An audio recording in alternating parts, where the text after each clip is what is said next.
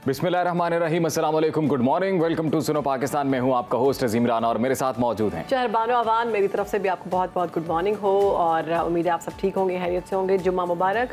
और आगाज़ करते हैं मौसम से। मौसम बहुत हसीन हो चुका है, वो कहते हैं ना weather is awesome, weather is awesome या।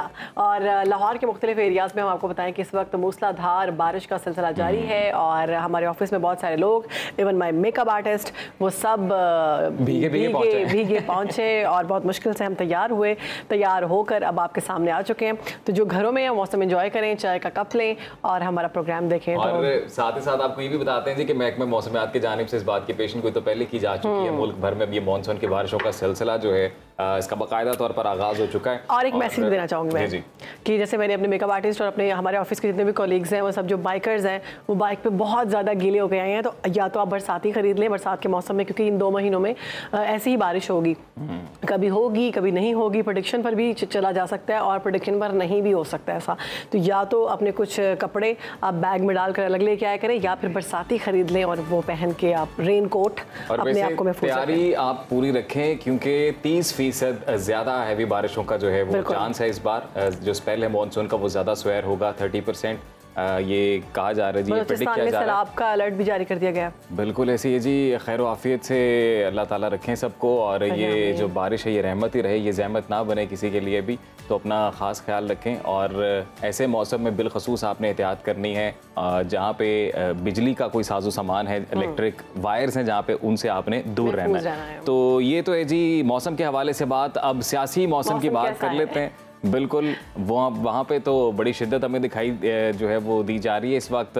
अहम खबर है आज के बड़ा फैसला आने वाला है। तमाम नज़रें इस वक्त सुप्रीम कोर्ट की मखसूस नशिस्तों के केस पर लगी हुई हैं जी। और दोपहर 12 बजे जो है ये फैसला सुनाया जाएगा, जो फैसला महफूज किया गया था 1-2 दिन पहले। तो इस हवाले से हम बात करेंगे कि जी कितना असर पड़ेगा जब ये डिसीजन सुनाया जाएगा, क्योंकि 13 रुकनी बेंच ने दलाइल मुकम्मल होने के बाद ये फैसला महफूज किया था। और आपको ये भी बताते चलें कि पहले वक्त जो अनाउंस किया गया था वो आज सुबह 9:30 का बताया जा रहा था। फिर नई कॉज लिस्ट आई रात को और उसमें बताया गया कि अब फुल कोर्ट जो है ये डिसीजन सुनाएगी दोपहर 12 बजे। तो ये अहम फैसला होगा। इसके अलावा आपको ये भी बताते चलते हैं कि जनाब विद इन पीटीआई क्या चल रहा है जी, वहाँ पर भी एक डिवीजन नज़र आ रही है। बानी पीटीआई की जानिब से कुछ अहम फैसले किए गए हैं। तो इस सारी सूरत पर बात करते हैं। हमारे मेहमान हमारे साथ मौजूद, बिल्कुल हमारे साथ मौजूद हैं सीनियर तज्ज़ियाकार हैं आमिर इलियास राना साहब। राना साहब बहुत शुक्रिया आपके वक्त का। मखसूस नशिस्तों से मुताल्लिक अहम दिन है आज, अहम फैसला आने वाला है, दिन भी जुम्मे का है। क्या समझते हैं फैसला किसके हक में होगा, और अगर ये फैसला आ जाता है तो मुल्की सियासत पर कोई असरात होंगे इससे? हर 2 सूरतों में होंगे। बड़ी अहम नौयत का मामला है, आईनी तशरीह का मामला है। और किसके हक में और किसके खिलाफ ये तो 12 बजे जब सुप्रीम कोर्ट के 13 जज सुनाएंगे। हम तो सिर्फ अंदाजा और वो गुफ्तगू कर सकते हैं कि जो उस वक्त से लेके और अब तक होती रही कि कौन जज किस तरफ क्या राय रखते हैं, रुझान उनका क्या है। तो 5 जजेस की तो बड़ी वाज़ेह राय थी कि ये सीटें मखसूस नशिस्तें मिलनी ही उनको चाहिए थी, जिसका नाम पीटीआई है और पार्लिमानी पार्टी के तौर पे सुन्नी इत्तेहाद कौंसिल है। और 8 जजेस की आरा में कुछ मुमासलत है और कहीं कहीं 1-2 जगह पे इख्तलाफ राय भी मौजूद है। तो ये फिर जो वो कहते हैं ना कि हम कहें कि जी 6-7 का फैसला है, 7-6 का फैसला है, ये तो बहरहाल जजेस ने 2 दिन चुके फुल कोर्ट मीटिंग भी की। और उसमें चूंकि जाहिर है ये क्वेश्चन यही है कि क्या सुन्नी इत्तेहाद कौंसिल को सीटें जो नहीं दी गई वो फैसला इलेक्शन कमीशन का बरकरार रखना है या नहीं रखना, पहली बात। तो अगर वो सुन्नी इत्तेहाद कौंसिल की दरखास्त मुस्तरद हो जाती है कि जी इनको नहीं दी जानी, फिर फौरन अगला सवाल उसके साथ ही जुड़ा हुआ है, तो क्या उनको दी जानी चाहिए जिनको इलेक्शन कमीशन ने सीटें दी और पेशावर हाई कोर्ट ने बरकरार रखा। जी। उसके अंदर फिर एक अगली राय है, वो ये है कि जस्टिस मंसूर अली शाह 2 तरह की राय पूछ रहे थे कि क्या हम दे सकते हैं एक मौका पीटीआई को कि वो 3 दिन के लिए तमाम अरकान को आज़ादी दी जाए कि वो अपनी मर्जी से जो सुन्नी इत्तेहाद कौंसिल में गए हैं वो पीटीआई में दोबारा शामिल हो जाएं, या वो उनके जहन में है कि जो हम समझ सकते हैं कि उन्होंने जनरल बाजवा की जब एक्सटेंशन थी और सुप्रीम कोर्ट में केस लगा था, आसिफ सईद खोसा साहब चीफ जस्टिस थे, तो उनकी राय थी कि इसको पार्लियामेंट को भिजवा दिया जाए, तो वो दोबारा पार्लियामेंट को भिजवाया गया था। तो क्या अब भी उनके साथ कुछ लोग होंगे कि वो कितने लोग होंगे या वो लोग होंगे जो समझते हैं कि नहीं, ये सीटें मुस्लिम लीग नून को, पीपल्स पार्टी, JUI, NPM इनको मिलनी चाहिए। जो यही तकसीम आनी है 2-3 सवालात पे। और अगर पहली राय में ही ये फैसला कसरत से आ जाए कि नहीं, ये सीटें सुन्नी इत्तेहाद कौंसिल को ही राना साहब, क्या ऐसा भी, तो बस फिर बात खत्म हो जाएगी। क्या ऐसा भी कोई फैसला आ सकता है जिसमें ये तय कर लिया जाए कि दोबारा से जितने भी आज़ाद उम्मीदवार हैं उन्हें मौका दिया जाए कि वो अपनी मर्जी से कोई और सियासी जमात का अगर इंतखाब करना चाहें तो वो कर लें? देखिए, यही मैं अभी कह रहा था आपको कि अगर फैसला ये आता है कि सीटें सुन्नी इत्तेहाद कौंसिल की हैं, तो उसके अंदर ये क्वेश्चन जरूर आ सकता है, क्योंकि ये फिर वो होगी राय जो मंसूर अली शाह साहब की राय के साथ ज्यादा लोग अगर मिल जाते हैं, बिलफर्ज 7 लोग ये तय करते हैं कि सीट ने इन्हें मिलनी है, वो ये भी कह सकते हैं कि चूंकि एक्चुअली वोट PTI का था, तो इन सबको अब एक दफा मौका दे दें कि ये अपनी पार्टी में जाना चाहते हैं तो वहीं चले जाएं, और उसके बाद मखसूस नशिस्तें इन्हीं की बनती हैं। तो राना साहब, ऐसी सिचुएशन में आप क्या देखते हैं? ऐसी सिचुएशन में आप क्या देखते हैं? क्योंकि ये फैसला अगर आ जाता है फिर तो हुकूमत की 2/3 अक्सरियत खतरे में पड़ जाएगी। देखिए, ये बड़ा क्वेश्चन है, क्योंकि जो गुफ्तगू हो रही थी, आप देखें कि जो सुन्नी इत्तेहाद कौंसिल के वकील थे फैसल सिद्दीकी, वो कह रहे थे कि सर प्रोग्रेसिव तशरीह करें आइन की।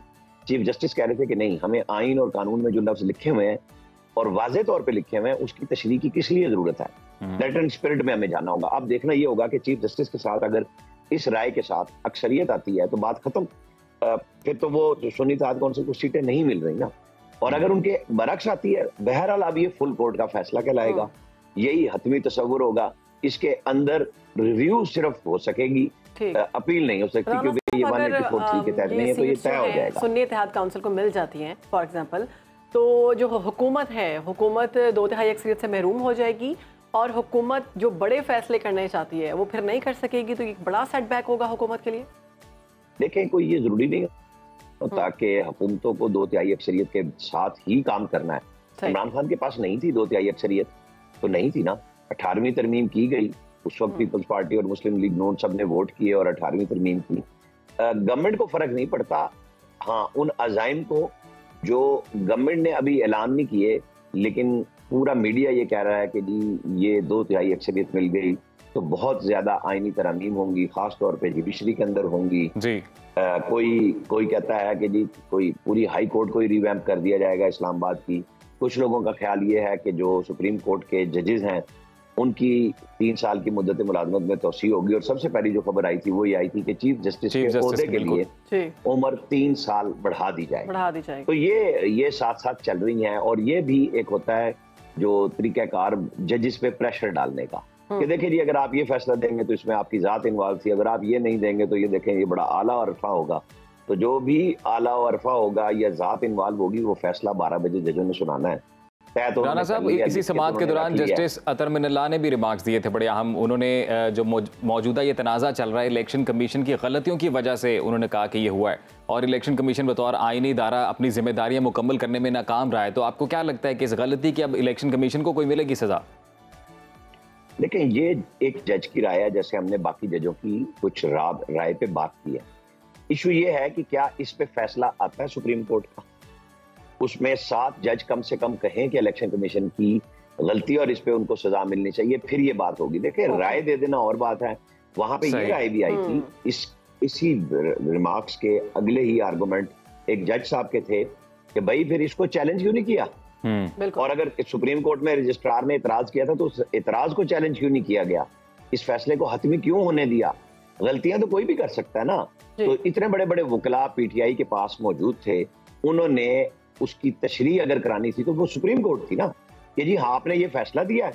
तो इलेक्शन कमीशन ये कह रहा है, हमारी ये राय है, क्योंकि ये बात जजेस अक्सरियत से कह रहे थे कि अगर आप लोग पार्लिमानी पार्टी बनाते वक्त सुन्नी इत्तेहाद कौंसिल की बजाय PTI को बना लेते तो आप लोगों के ऊपर कुछ भी मसला नहीं होना था, क्योंकि मखसूस नशिस्तों की लिस्ट भी दी हुई थी आपने, और आप अपनी पार्टी में भी राना साहब ऐसे बड़ी एक्सटेंसिव हेयर हुई, कोई बल्ले का नहीं लिया था, हमने पार्टी को खत्म नहीं किया था, सिर्फ निशान वापस लिया। ठीक है राना साहब, दूसरे जो टॉपिक्स हैं उन पर भी बात कर लेते हैं। आसिफ अली जरदारी साहब ने खबरदार किया है नून लीग को, उन्होंने कहा है कि हुकूमत नहीं चल रही इनसे, हम हुकूमत बनाना भी जानते हैं और गिराना भी जानते हैं। तो ये क्या वार्निंग दे रहे हैं वो? मुझे आवाज नहीं आ रही आपकी। साहब, आसिफ अली जरदारी साहब जो हैं वो नाला नजर आ रहे हैं हुकूमत से। वो कहते हैं कि शहबाज शरीफ साहब से हुकूमत नहीं चल रही, हम गिराना भी जानते हैं और हम हुकूमत बनाना भी जानते हैं। तो इससे क्या मुराद है? इससे मुराद ये है कि हमें हिस्सा दो। हमें सिर्फ बजट में जो हमने 2 दिन बाइकआउट किया कि हम बजट में अलामती शरीक होंगे, हमें डेवलपमेंट फंड सिंध में मिला, हमारे लोगों को पंजाब में भी हिस्सा दो, हमें वजारतें दो। ये अपने लोगों के साथ बैठ के, वो बिलावल हाउस लाहौर में बात कर रहे थे ना, तो ये पार्टियों का हिस्सा होता है जब आप एक हुकूमती इत्तेहाद में शामिल हों। लेकिन जाहिर है कि मरियम नवाज इस हद तक अकोमोडेट तो कर रही हैं कि जो मुस्लिम लीग नून के MNAs MPs के साथ है वही पीपल्स पार्टी के साथ होगा। इससे आगे इजाफी कुछ इनकी दरपर्दा ये है कि हमें वजारतें भी दें, कुछ डिस्ट्रिक्ट पे हमारा कंट्रोल दें। तो वो मरियम नवाज ने बड़े वादे किया कि वो तो हमने अपने MNA और MPs को भी कंट्रोल नहीं दिया कि जो ठीक होगा हम उसको करेंगे। वो बड़ी सख्ती के साथ गवर्नेंस की तरफ तवज्जो दे रही हैं। वो बुलाना चाहती हैं कि जो कुछ पंजाब में बुजदार दौर में हुआ कि हर वक्त ब्लैकमेलिंग, पैसे चलाने, वो काम ना हो। तो वो अभी पीपल्स पार्टी को न सिर्फ रजिस्ट कर रही हैं बल्कि अपनी पार्टी के लोगों को बिल्कुल सख्ती के साथ निपट रही हैं कि इस किस्म की फरमाइशें छोड़ दें, आप सिर्फ अपने लोगों के काम की तरफ। ये वजह है और ये चलती रहेगी। अभी राना साहब, हिस्सा दो की आपने बात की कि पीपल्स पार्टी की चाह रही है कि उन्हें उनका हिस्सा दिया जाए, तो हिस्सा तो आपको नहीं लगता इत्तेहादी जमात है दिया जाना चाहिए? क्योंकि वो भी अवामी मुफाद में हिस्सा मांग रहे हैं। वो तो कह रहे हैं जी हमने जो मंशूर में वादे किए थे वो उसी सूरत पूरे होंगे जब हमें भी इक़्तिदार मिलेगा। देखिए, उन्होंने ये खुद ऐलान किया कि हम काबीना में नहीं आए। उन्होंने बदले में क्या लिया? उन्होंने प्रेसिडेंसी ली, 2 गवर्नरशिप्स ली, चेयरमैन सेनेट लिया और BISP उनको मिल चुकी। और वो बार बार ये कहते हैं कि इस हुकूमत से हमारा कोई ताल्लुक नहीं है, हम सिर्फ इत्तेहादी हैं, सख्त फैसलों से भी बचना चाहते हैं और फ्रूट्स भी हासिल करना चाहते हैं। तो ये इस कैफियत में बीच में जाहिर है कि उनके लोगों को, सियासी लोग हैं, उनका भी दिल करता है ना कि भाई अगर एक हमारी हुकूमत हमारी वजह से इत्तेहादी बनी हुई चल रही है, पंजाब हो या मरकज हो, तो अब हमें, क्योंकि जो लोग रह गए हैं उनको तो हिस्सा चाहिए ना, तो वो फिर अपनी पार्टी की आदत पे अवाम का हिस्सा कोई भी नहीं है इसमें। जरदारी साहब भी अकोमोडेट करना चाहते हैं और हमेशा करते हैं। अवाम शवाम की बात कहाँ से आ गई जी? ये कैसा, ये सिंध में नजर नहीं आ रहा अवाम? ये जो अब बिलावल भुट्टो साहब ने कहा है कि 300 यूनिट में तब देता जब मैं वजीर आजम होता, तो वो सिंध में दे देना। मरियम नवाज दे रही है ना 200 यूनिट तक फ्री और 200 से 500 तक 10% लेके और फिर किस्तों का। राना साहब, वक्त की किल्लत है सर, माजरत के साथ एक और अहम मामला है, विद इन PTI भी कुछ तब्दीली नजर आ रही है और कुछ मेंबरान की तो पार्टी रुकनीत मुअत्तल करने की हिदायत दी बानी PTI की जानिब से, और फिर खुद एक भूख हड़ताल की जानिब भी एक फैसला किया जा रहा है। साथ ही साथ चीफ जस्टिस काजी फायज ईसा को कुछ मामलात में रिक्यूज करने का कहा जा रहा है। देखिए, वो प्रेशर, यहाँ भी वही प्रेशर टैक्टिक्स है कि इमरान खान अपने अलावा किसी को मकबूल भी नहीं होने देना चाहते और ग्रिप भी नहीं छोड़ना चाहते।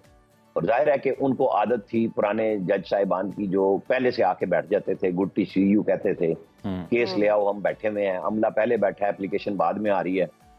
तो काजी फायज ईसा को तो इन्होंने पहले भी जज साहिबान ने हटा दिया था कि आप PTI के केस इमरान के ना सुने, और फिर उनको पूरे दौर में उमर अता बंदयाल ने 0 करके रखा, जो सीनियर मोस्ट जज थे। आजकल तो देखे ना, काजी फायज ईसा बेंच नहीं बनाते। यही गलतफहमी PTI है कि उस उमर अता बंदयाल बनाती, बिल्कुल से हम ख्याल बेंच बनाते थे और काजी फायज ईसा को कहीं नहीं रखते थे। तो अब तो मुनीब अख्तर साहब और मंसूर अली शाह साहब मौजूद हैं उनके साथ, तो वो जब भी फैसला कर लें कि चीफ जस्टिस बेंच में नहीं होंगे तो वो तो अपनी मर्जी से नहीं बेंच में आ सकते।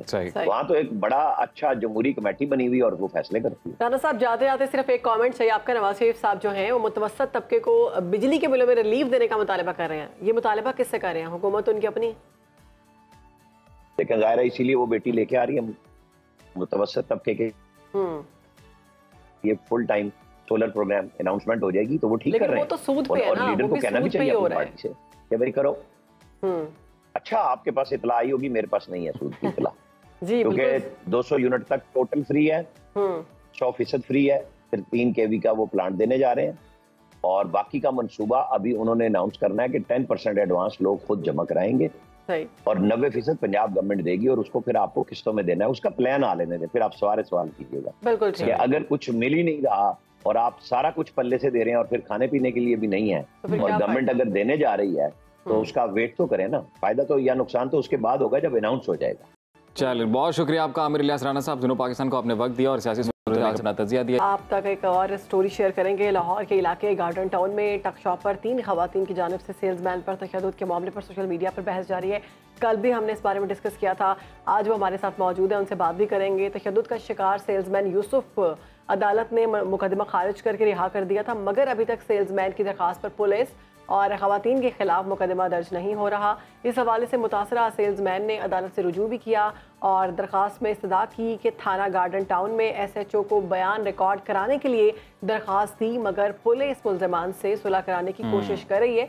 अदालत जो है वो पुलिस अफसरान को बयान रिकॉर्ड करने का हुक्म दे, जिस पर एडिशनल सेशन जज ने पुलिस अफसरान को आज अदालत तलब कर लिया है। इस वक्त तशद्दुद का निशाना बनने वाले सेल्समैन के वकील एडवोकेट समीना दिलनवाज है। बिल्कुल, समीना दिलनवाज हमारे साथ मौजूद हैं, जो कि यूसुफ सेल्समैन जो कि मुतासरा शख्स है इस सारे मामले में, उनकी वकील हैं, वो भी हमारे साथ मौजूद हैं। उनसे भी जानेंगे कि ये मामला किस जानिब जा रहा है, और साथ ही साथ खुद जो यूसुफ हैं वो भी हमारे साथ सेट में मौजूद हैं। तो यूसुफ, सबसे पहले तो हमारे नाज़रीन को आप ये बताएं कि ये सारा वाक़या हुआ कैसा?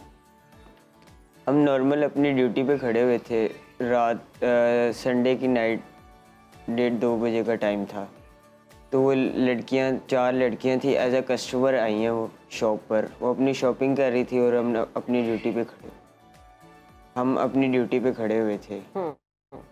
तो मैं अपने कुलीग के साथ आपसी बात कर रहा था। इसी दौरान वो काउंटर के अंदर खड़ी हुई थी। जो हम बात कर रहे थे उस पर हम हंसे नहीं हैं प्रॉपरली, हमारे चेहरे पे सिर्फ हल्की सी मुस्कुराहट थी। सही। तो उन्होंने हमें कहा है कि आपको ज़्यादा हंसी आ रही है, या आपको मैं बताऊं कैसे हंसते हैं। तो इस तरह आप वीडियो देखें तो उसमें आपको एक्सप्रेशन उनके वाज़ेह हो रहे थे कि उनकी वे ऑफ टॉक कैसी थी। ये 3 खवातीन थी और इन्होंने ऑर्डर दिया था, कोई पहले ऑर्डर प्लेस किया था कुछ? जी, इन्होंने चाय ऑर्डर की थी, वो चाय मैंने इन्हें बना के दी है। उसके बाद हम काउंटर पे खड़े थे, तो उस चाय के मुतालिक मैंने उनसे बात की है। तो इनसे बात की है?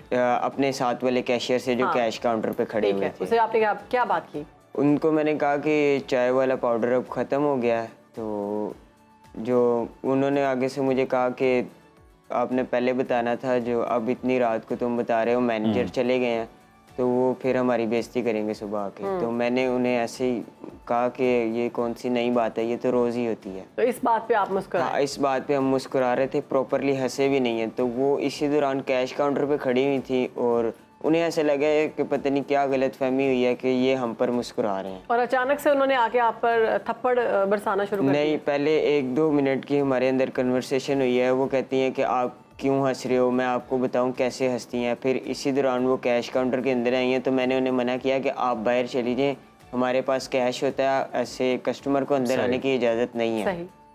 तो बहस होती रही है। फिर उनमें से एक ने मेरा कॉलर पकड़ा, और जो वीडियो में देखें तो एक ब्लैक ड्रेस में थी लेडी जी, उसने आके मुझे थप्पड़ मारा है। फिर मैंने अपने बचाव के लिए उन्हें धक्का दिया। फिर जो मेरे साथ कुलीग खड़ा हुआ था और कस्टमर भी खड़े हुए थे, उन्होंने मुझे मना किया कि आप ऐसा मत करो।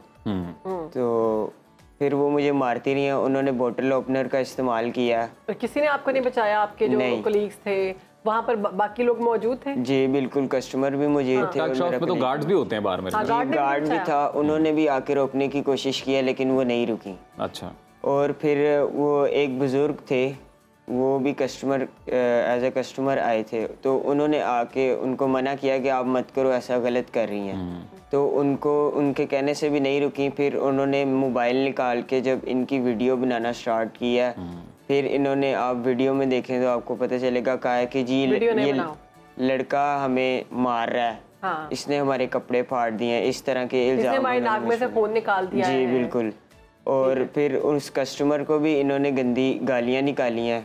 और फिर यूसुफ उसी वक्त इन्होंने पुलिस कॉल की और पुलिस आई और आपको गिरफ्तार कर लिया? जी बिल्कुल, उसी वक्त इन्होंने कॉल किया और पुलिस आई है। उसने हमारी किसी किस्म की बात नहीं सुनी, वो हमें। तो अभी तक आपका जो मौक़िफ़ है, वो जो मैंने बोला है वही है कि आप चाह रहे हैं कि इनके खिलाफ भी मुकदमा दर्ज हो, लेकिन अभी तक आप कोई मुकदमा दर्ज नहीं किया गया? जी बिल्कुल, मेरा मौक़िफ़ यही है कि इनके खिलाफ मुकदमा दर्ज हो, लेकिन अभी किसी किस्म की। चलिए जी, कानूनी मामला ये क्या है ये जान लेते हैं जी। यूसुफ की लॉयर जो हैं समीना हमारे साथ मौजूद हैं। समीना, आप बताइएगा कानूनी मास पर क्या सूरत हाल है, अभी कहाँ फंसा हुआ ये मामला?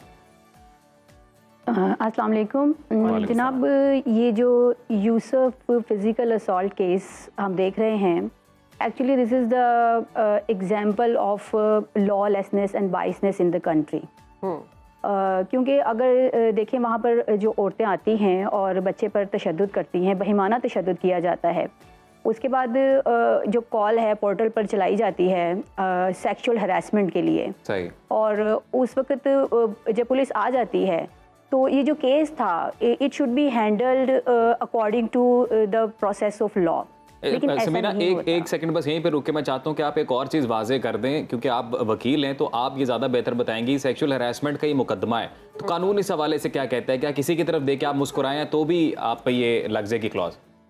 जी बिल्कुल ऐसा नहीं है। सेक्शन 509 क्लॉज 2 PPC जो इस बच्चे पर एलिगेशन लगाया गया है, उसके मैं आपको कुछ इंग्रेडिएंट्स बताती चलूँ तो उसके इंग्रेडिएंट्स ये हैं कि आप सेक्सुअल हरासमेंट, ओरल और verbal, any physical touch to any lady और एनी रॉन्ग गेस्चर्स। तो आप देखेंगे कि आप CCTV फुटेज जो पूरी कौम ने देखी है उसके अंदर इस बच्चे की जानिब से इन सारी चीज़ों में से कुछ भी मौजूद नहीं है। तो इसी वजह से जब हम इलाका मजिस्ट्रेट के पास गए हैं बच्चे का ये केस लेकर इन दैट सेम मॉर्निंग, क्योंकि ये रात 1:30 बजे का वाकया था और बच्चे के ऊपर 2 से 3 बजे तक FIR कट चुकी थी।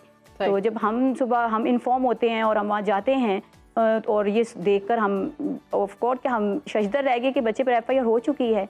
कोई वहाँ पर एविडेंस इकट्ठी नहीं की गई, CCTV फुटेज कब्जे में नहीं ली गई, अच्छा समीना, कोई आई विटनेस नहीं पूछा गया। अभी उनके हवाले से जो मौक़िफ़ था वो तो हम तक नहीं पहुँचा। आप ये बताइएगा कि ये जो उन्होंने मारा है, यानी फिजिकली उन्होंने किसी शख्स को मारना, उसको टच करना, उन पर कौन कौन से मुकदमात लग सकते हैं, सज़ा क्या हो सकती है?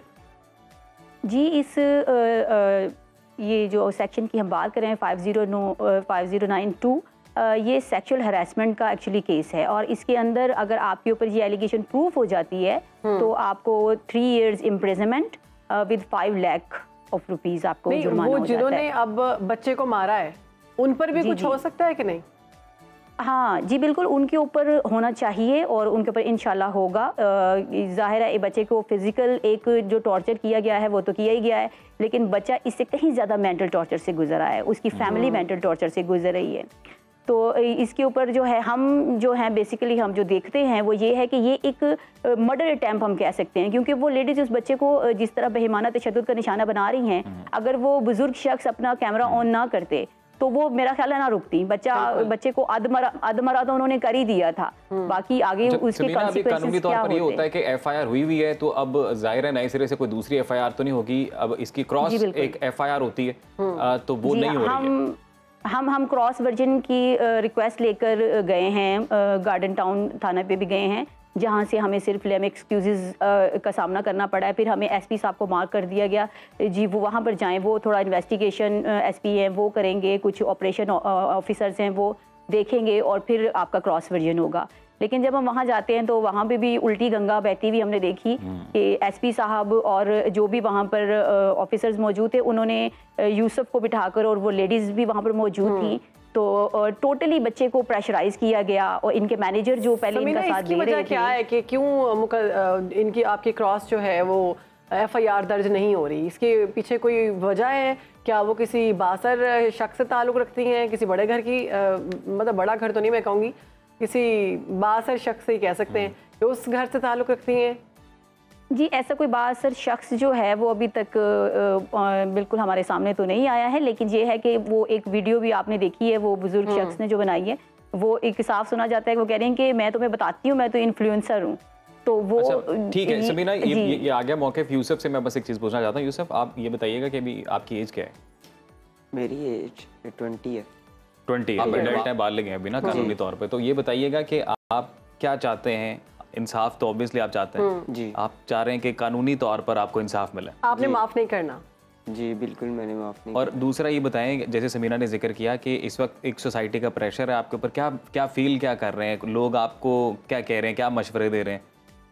जब मैं पूरी रात थाने में बंद था तो पुलिस वाले ही हमें आके ये कहते हैं जी कि आपने लड़कियों से मार खा लिया, ये फ्रेंड्स में भी अक्सर ये बातें सुनने में आ रही हैं। तो as a normal person feelings hurt होती हैं। ठीक है, जब कैशियर ने माफ़ कर दिया तो आपने उनसे बात की कि आपने क्यों माफ़ किया है, आपके सामने मेरे साथ वो हर बंदे की अब उन्हें अगर अपनी ये चीज़ नहीं नज़र आ रही तो मैं इसमें अब कुछ नहीं कर सकता हूँ। और इस मामले में आपकी जॉब भी जा सकती है। जी बिल्कुल, बेरोजगार भी आप हो चुके हैं जी। और ऊपर से एक आपकी इज्जत का मामला तो और है, और आप पूरी दुनिया के सामने आ चुके हैं, वीडियो जो है सबके सामने है। खैर, ये था यूसुफ का मौक़िफ़ और वो चाहते हैं कि हमें उनको इंसाफ चाहिए। अब दूसरी जानिब जो मौक़िफ़ है वो हमारी एक्ट्रेस है मरियम नफीस साहिबा, उन्होंने एक वीडियो बनाई है, तो उनका मौक़िफ़ भी सुन लेते हैं कि ख़वातीन के हवाले से वो क्या कह रही हैं। उनमें से 2 लड़कियों को मैं बहुत अच्छे तरीके से जानती हूँ और एक मेरी बहुत अच्छी दोस्त है। I didn't say anything because I thought कि people will see the other side of the story, but क्योंकि आप सबको नहीं समझ में आ रही और उन लड़कियों को डेथ थ्रेट्स आ रही हैं, रेप थ्रेट्स आ रही हैं, so I thought I will address this. उन लड़कियों ने उस लड़के को एज अ लास्ट रिजॉर्ट मानना शुरू किया जब उसने उनकी बॉडी के ऊपर कमेंटिंग शुरू की। पहले उन लड़कियों ने उसको बोला कि तुम हमसे इस तरीके से बात नहीं कर सकते, and that's when he started giving them गंदी गंदी माँ बहन की गालियाँ, started calling them, started saying filthy words, and उनको बोला कि तुम स्टोर से निकलो, जिस पे उन्होंने कहा कि हम क्यों स्टोर से निकलें, तुम हमसे किस तरीके से बात कर रहे हो। कोई अंकल आ गए, उन्होंने भी कोई वीडियो बना ली, and just because the girls were wearing western clothes और वो रात को चाय पीने के लिए आई थी, तो ऑटोमेटिकली समझ लिया गया कि ओ ये तो मतलब बदनाम किस्म की लड़कियां हैं, रात को चाय पीने के लिए निकली हुई हैं और ये पब्लिक प्रॉपर्टी है, आप इनको कुछ भी बोल सकते हैं, हरास भी कर सकते हैं, कुछ भी कर सकते हैं। So I just want to know that Lahore जैसे शहर में लड़कियां अगर वेस्टर्न क्लोथ्स पहन के चाय पीने आए रात के वक्त, तो कोई सेफ्टी है, कोई इस चीज़ की अकाउंटेबिलिटी लेगा, कोई जिम्मेदारी लेगा, या ऐसे? तो ये जी दोनों साइडों का मौक़िफ़ हम लोगों ने आपके सामने प्रेजेंट किया है, और हमारी जो इस्तदा है वो कानून नाफिज करने वाले इदारों से है, इंसाफ मुहैया करने वाले इदारों से है कि ऑब्वियसली जो दोनों फ़रीक़ैन हैं, जो दोनों साइड्स हैं, जो दोनों मुतासरा फ़रीक़ैन इस सारे मामले में, उनको जो है वो सही तरीके से जितने भी सबूत वहाँ पर मौजूद हैं इन्वेस्टिगेट किया जाए, उन सबूतों को एनालाइज़ किया जाए और फिर इंसाफ दिया जाए। नाज़रीन, अब आज़ाद कश्मीर से वुमेन एम्पावरमेंट का एक सिंबल बाइकर लाइबा रफ़ीक, जो कि ख़वातीन के लिए यकीनन एक मिसाल हैं, आज़ाद कश्मीर की पहली खातून बाइकर का एजाज़ भी इन्होंने अपने नाम किया, और साथ ही साथ इनके मुतालिक आपको ये बताएं तो ये बाकी ख़वातीन की ज़िंदगियाँ आसान करने के लिए भी काफ़ी खिदमात सर अंजाम दे रही हैं, इसके अलावा अपनी फैमिली की टेक केयर कर रही हैं, और ये तमाम जो मामलात हैं किस तरह से हैंडल करती हैं, इस हवाले से बात कर लेते हैं। आज हमारे साथ बिल्कुल हमारे साथ मौजूद है लाइबा रफ़ीक। लाइबा, सबसे पहले तो आपको वेलकम कहते हैं। ये बताइएगा कि ये सफ़र कितना मुश्किल था जब आपने आगाज़ किया कि मैं, और आपने सोचा कि आपके वालिद भी नहीं है, भाई भी नहीं है, तो आपने कहा कि मैं अब खुद बाइक चलाऊंगी, तो किन किन मुश्किलात का सामना हुआ? अस्सलाम वालेकुम, मेरा नाम लाइबा रफ़ीक है, मैं मुजफ्फराबाद से बिलोंग करती हूँ। मैंने जब मैंने बाइक सीखा और मुझे बहुत सी मुश्किलात का सामना करना पड़ा, जैसा कि मैं अपने ऑफिस जाती थी तो रास्ते में मुझे बहुत से लोग क्रिटिसाइज़ करते थे, टॉन्ट वगैरह करते थे, ये बाइक क्या सर्विस है, कुछ इस टाइप का। मैंने बहुत सी मुश्किलात का सामना किया है। समटाइम्स ये होता था कि लोग मेरे साथ रेस वगैरह लगाते थे, कट करते थे, बस इस टाइप की मैंने मुश्किलात देखी थी। तो फिर उसके बाद का कुछ ठीक? जी मैम। जब आप बाहर निकलती हैं तो आपने बताया कि लोग आप पर ताने कसते थे, बातें करते थे, तो अपने आप को किस तरह से मोटिवेट किया कि नहीं, मतलब मैंने इनकी बातें नहीं सुननी और मुझे पता है कि मैंने क्या करना है? स्टार्टिंग में तो मैं डीमोटिवेट हो गई थी, क्योंकि मैं लड़की हूँ, सो करके आपको पता है लड़की को ऐसे भी अपने सोसाइटी में जो है क्रिटिसाइज किया जाता है, मतलब हमारी सोसाइटी में ये चीज़ एक्सेप्टेबल नहीं है ना, उस वजह से। बट मैंने अपनी हिम्मत नहीं हारी, मैंने अपना जो हौसला है वो बरकरार रखा है और फिर मैं चलाती रही। मैंने लोगों की बातों को रोड्स पर देखती हूँ लाइबा के बहुत सारी लड़कियाँ जो हैं वो इंडिपेंडेंट होकर बड़े इजीली बाइक चला रही होती हैं, तो बड़ा अच्छा लगता है ये देखकर। तो आप के बारे में ये हमें पता चला है कि आप बाकी ख़वातीन को भी बाइक चलाना सिखा रही हैं, उसके पीछे क्या कहानी है? हाँ जी, अभी मतलब बहुत से लोग, लड़कियाँ ऐसी हैं जिनको शौक हुआ है, वो मुझे देख के कहती हैं हमें भी बाइक सीखना है। तो फिर मेरी एक फ्रेंड है, उन्होंने स्कूल ओपन किया अपना, फिर उन्होंने मुझसे कांटेक्ट किया, उन्होंने कहा कि बाकी लड़कियां हैं वो भी इस चीज़ पे मतलब कर रही हैं कि हमने भी सीखना है, तो फिर इस वजह से मैंने कहा क्यों नहीं होना चाहिए, लड़की को इंडिपेंडेंट होना चाहिए। अच्छा लाइबा, ये स्कूल ओपन किया। अच्छा ये बताइएगा कि बाइक चलाना उसका इंडिपेंडेंस से क्या ताल्लुक है? लाइक किस तरह से आप इंडिपेंडेंट होते हैं एक बाइक चला के? आप इससे को रोज़गार कमा रहे हैं, आप किस तरह से अपनी फैमिली को लेकर चल रही हैं? नहीं, रोजगार वाला तो इसमें कोई कॉन्सेप्ट नहीं है। असल में घर में भाई नहीं था, उस वजह से फिर मुझे ऑफिस जाना पड़ता था और जो लोकल ट्रांसपोर्ट है आपको पता है वो किराया वगैरह पे करना पड़ जाता था, जिस वजह से फिर मैंने अपनी मदर से कहा कि मतलब मेरे लिए ये आसानी है कि मैं अपना बाइक खुद सीखूं और चलाऊं, इंडिपेंडेंट हूँ। आपको पता है हमारी मतलब जो फीमेल है, आपको पता है आजकल का माशरा कैसा है, फिर किस किस टाइप के लोग होते हैं। क्यों ना बंदा अपने पाँव पे खुद खड़ा हो और किसी की मोहताज ही ना हो। सही कह रही हैं। आपको एडवेंचर का काफी शौक है, कोई एडवेंचर किया आपने बाइक पर? जी, मेरा आपको पता है ये मुजफ्फराबाद हिली एरिया है, मैं साइड एरियाज पे अपना बाइक लेके जाती हूँ। इस तरह तो चलो मेरा अपना और वो बढ़ता रहता है, चले जाते हैं हम लोग। फ्यूचर गोल्स क्या आपके? फ्यूचर तो इंशाल्लाह अच्छे की उम्मीद है। गोल्स तो ये हैं कि जाहिर है बंदा भी तो जहाँ पे मैं जॉब कर रही हूँ, मेरा तो यही है कि मेरी अच्छी से अच्छी जगह पे जॉब हो, मेरा फ्यूचर बहुत ब्राइट हो। सही। बस। और लाइबा आप पहली खातून बाइकर हैं, आप आज़ाद कश्मीर की पहली खातून बाइकर हैं। जी, मुजफ्फराबाद आज़ाद कश्मीर में फर्स्ट फीमेल जो हूँ मैं बाइकर हूँ। बाकी यहाँ पे इस तरह का कोई कॉन्सेप्ट नहीं था। तो जब आप अकेली बाइक पर निकलती हैं तो एक पावर भी तो फील होती होगी कि I am the only one. जी पायनियर हूँ मैं। अच्छा, साइड एरियाज के जो लोग होते हैं मतलब उनको इस चीज का होता है, वो कहते हैं वो लड़की जा रही है, लेकिन जो एजुकेटेड लोग होते हैं वो इस चीज पे मतलब अप्रिशिएट करते हैं, पास से गुजरते हैं, वो अप्रिशिएट करते हैं कि हमारे बच्चों को भी सिखाएं कुछ इस टाइप का। अच्छा लाइबा, ये बताइएगा कि अगर खवातीन भी इसी तरह जैसे आप बता रही हैं कि आप इंडिपेंडेंट हुई, आपने खुद अपनी सवारी का इंतजाम किया, अगर बाकी खवातीन भी इस तरह करती हैं तो किस किस्म की आसानी हो सकती है उनकी ज़िंदगी में? कितने फ़वाइद मिल सकते हैं? फायदे तो बहुत ज़्यादा मिल सकते हैं। देखें, जैसे अब हम लोकल ट्रांसपोर्ट यूज़ करते हैं, हमें वो नहीं करना पड़ेगा। घर वालों को कोई काम होता है, मतलब जैसे अब मैं अपनी मिसाल दे दूं, मेरी मदर को कोई काम हो या मेरी सिस्टर को, मेरी फ्रेंड्स को कोई काम होता है, वो मुझे कॉल करती हैं। जाहिर है बंदा कंफर्ट फील करता है ना एक फीमेल के साथ, तो हो सकता है बहुत से फायदे हासिल हो सकते हैं। ठीक है लाइबा, हमारी बेस्ट विशेस आपके साथ हैं, मजीद आगे बढ़ें और पाकिस्तान का नाम भी रोशन करें, काम करें। और इस तरह ख़वातीन को अपने लिए बिल्कुल खुद मेहनत करनी चाहिए, इंडिपेंडेंट होना चाहिए, क्योंकि हमेशा से अगर आप लोगों का सहारा ढूंढते रहेंगे तो फिर आप आगे अपने गोल्स को पूरा नहीं कर सकते, अपने फ्यूचर को ब्राइट नहीं कर सकते, अपने ख्वाबों को पूरा नहीं कर सकते। तो बहुत अच्छा लगता है बिल्कुल शहरबानो। और दूसरी तरफ कुछ ऐसे लोग हैं जो अपने ख्वाब पूरा करने के लिए बैरून मुल्क जाना चाहते हैं और इसके लिए स्टडी वीज़ास लगवाते हैं, लेकिन वहाँ पर एक बुरी खबर आ रही है जी, मुश्किलात हैं। ऑस्ट्रेलिया से मुतल्लिक ये खबर है जहाँ पर जो स्टूडेंट वीज़ा पॉलिसी है उसमें तब्दीली की गई है। उसके बाद पाकिस्तानी तलबा का ऑस्ट्रेलिया में तालीम हासिल करना अब मज़ीद मुश्किल हो गया है। इमिग्रेशन इस्लाहात के बाद अब ऑस्ट्रेलिया में तालीम हासिल करने के जो ख्वाहिशमंद अफराद हैं उनके लिए बैनुल-अक़वामी इनरोलमेंट के तरीक़ाकार को फौरी तौर पर तब्दील कर दिया गया है। इसके अलावा ऑस्ट्रेलियाई हुकूमत की जानिब से स्टूडेंट वीज़ा की फ़ीस बढ़ा दी गई है। 710 ऑस्ट्रेलियन डॉलर्स हुआ करती थी, जो अब 1600 ऑस्ट्रेलियन डॉलर्स हो गई है। पाकिस्तानी रुपयों में अगर हम इन्हें कन्वर्ट करें तो वीज़ा फ़ीस 1,33,000 रुपये से बढ़कर 3 लाख रुपए कर दी गई है, से भी ज़्यादा हो चुकी है। जी बिल्कुल। और इन इस्लाहात के बाद अब ऐसे तलबा जिनके पास आर्जी ग्रेजुएट वीज़ा मौजूद है वो भी इससे मुतासिर हुए, क्योंकि इससे पहले टेम्प्रेरी ग्रेजुएट वीज़ा की जो मुद्दत है वो 18 माह से 5 साल तक हुआ करती थी, जिसके तहत ग्रेजुएशन करने वाले तालिब इल्म ऑस्ट्रेलिया में मुलाजमत भी कर सकते थे। लेकिन अब चूंकि अमेंडमेंट्स की गई इस्लाहात के बाद अब ऐसे तालिब इल्म जिन्हें ये वीज़ा चाहिए उन्हें पहले पाकिस्तान अपनी डिग्री मुकम्मल करके वापस आना पड़ेगा और फिर इस वीज़े के लिए दोबारा से पाकिस्तान से अप्लाई करना पड़ेगा। मतलब वहाँ से आपका वीज़ा रिन्यू नहीं होगा, आपको एक्सटेंशन नहीं मिलेगी। तो ये अच्छा शहरबानो, ये लम्हा फिक्रिया, ये लम्हा फिक्रिया है इस हवाले से कि जितने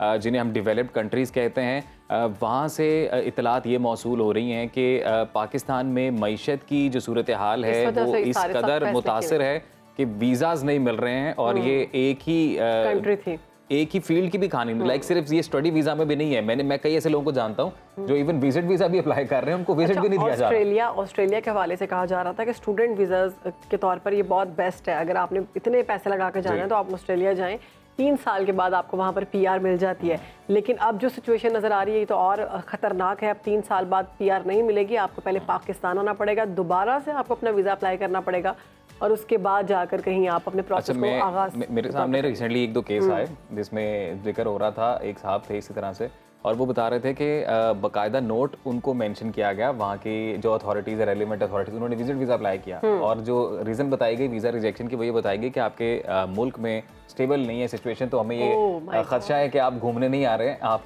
यहाँ पर आकर रह जाएंगे, फरार हो जाएंगे और यहाँ पर कुछ जो है काम करना शुरू कर देंगे। तो और फिर लम्हा फिक्री है ये भी, और थोड़ी रिप्यूट हमारे ऐसे लोगों ने भी ख़राब की शहर बानो कि there is no doubt overseas Pakistani हमारी जो है वो बैकबोन है, वो हमारे एम्बेसडर्स हैं, ट्रू मीनिंग में पाकिस्तान को रिप्रेजेंट करते हैं, लेकिन यहाँ से जब कुछ लोग जाते हैं और वो रूल्स एंड रेगुलेशंस की खिलाफ वर्जी करते हैं, जैसे गायब हो जाते हैं, बिल्कुल, ये सबसे बड़ा मसला है। जो एलिजिबल है उनको भी वीज़ा नहीं मिलता। मैं चाहती हूँ कि इसके लिए जो हमारी हुक्मरान हैं उनको भी आगे बढ़कर ताल्लुकात बेहतर करने चाहिए और स्टूडेंट्स के हवाले से पॉलिसीज़ में नरमी लानी चाहिए, आपस में रवाबित बढ़ाएं और स्टूडेंट्स अगर बाहर जाकर पढ़ना चाहते हैं या फिर वो अपनी फैमिली को सपोर्ट करना चाहते हैं तो हमारी हुकूमत को चाहिए कि वो साथ दें। अब कोई जेन्युइन स्टूडेंट है और वो उसके पास पैसे हैं, वो पढ़ना चाह रहा है, लेकिन फीस भी तो डबल से ज़्यादा होगी है ना, इसमें भी थोड़ी रियायत होनी चाहिए।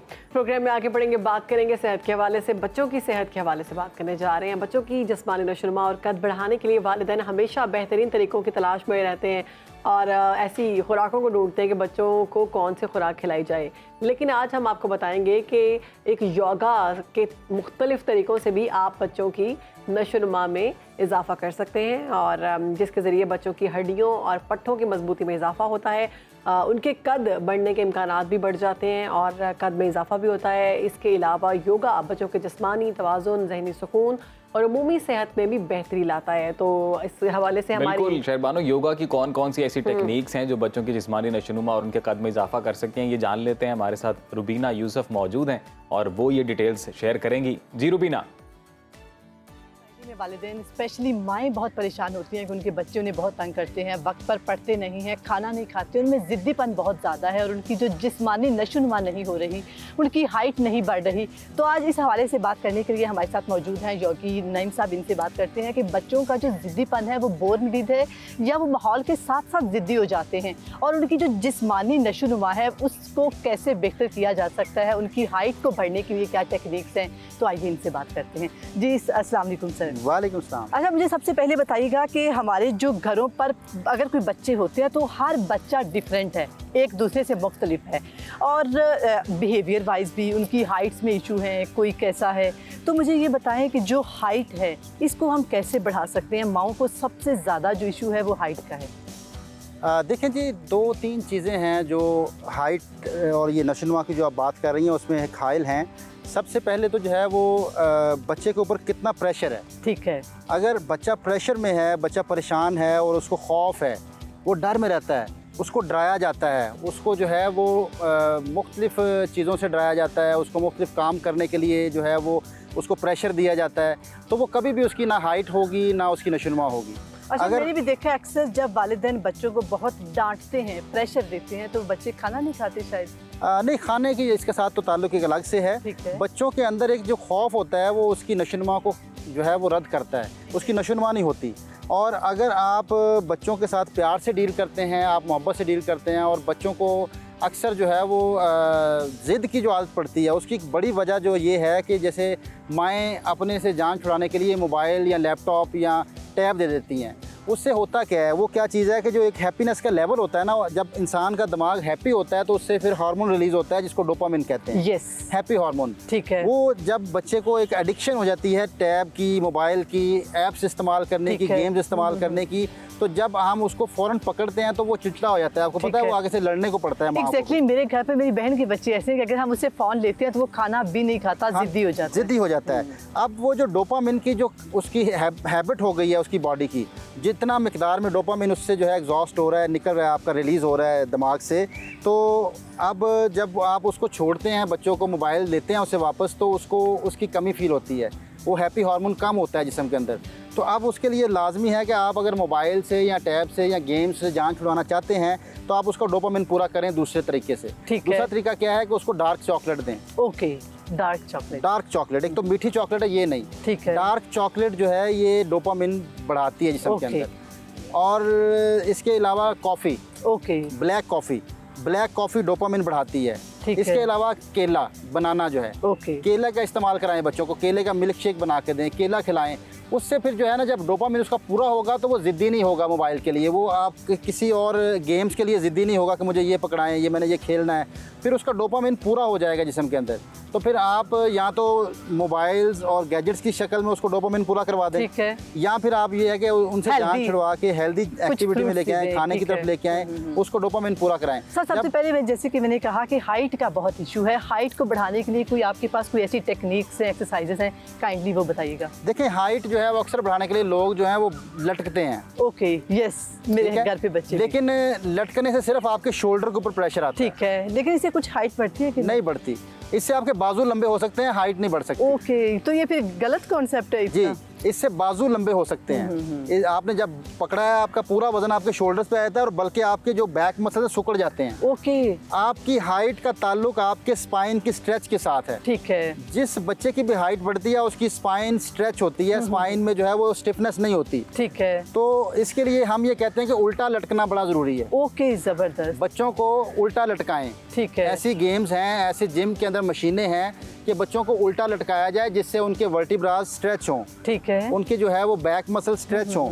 आप जब बैक मसल्स को स्ट्रेच करेंगे तो उससे आपकी हाइट बढ़ेगी, ठीक है। हाइट को बढ़ाने के लिए एक और भी टेक्निक है कि आप बच्चों के यहाँ से दबाया करें, ये जो टोज हैं, जी जी, ये जगह जो जोड़ है, उंगलियों के जोड़, अंगूठे का जोड़, और ये दिन में कितनी बार दबाना चाहिए? दोनों पैरों में, ये 5 मिनट और दिन में 3-4 दफा दबाएं। ठीक है। जब बच्चे समझदार हो जाए तो फिर उनको बोलने पंजों पे चलें, ठीक है। और किस एज तक इनकी हाइट बढ़ सकती है? देखें जी, एज है 24 ईयर तक हाइट बढ़ती है। ठीक है। और पंजों पे कैसे चलना है? एड़ियाँ उठा के। ठीक है। 5 मिनट्स आप पंजों पे चलाएं बच्चों को, ठीक है। तो ये एक बेहतरीन एक्सरसाइज है हाइट को जो है वो बढ़ाने के लिए। और भी तरीके हैं स्पाइन को स्ट्रेच करने के। आप अपने बच्चों को बोलें कि फॉरवर्ड बेंड करें, ठीक है, फॉरवर्ड,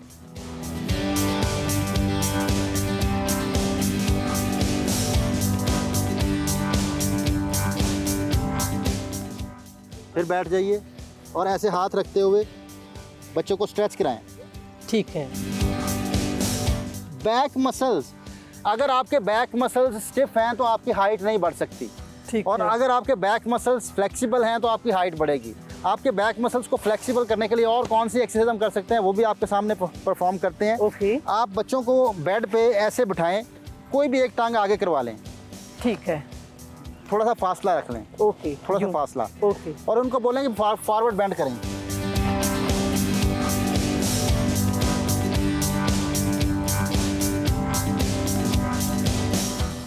फिर आहिस्ता से वापस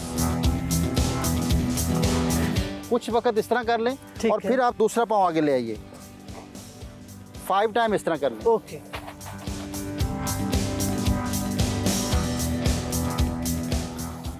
बच्चों को मसल्स को स्ट्रेच करने के लिए उनको आपने साइड बेंड भी करवाना है, साइड स्ट्रेच भी करवाना है। उसके लिए साइड स्ट्रेच के लिए ऐसे सीधा बैठ जाएं, ठीक है, सीधा बैठ के साइड पे बाजू यूं स्ट्रेच करें,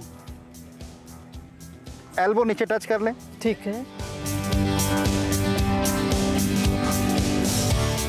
फिर दूसरी साइड,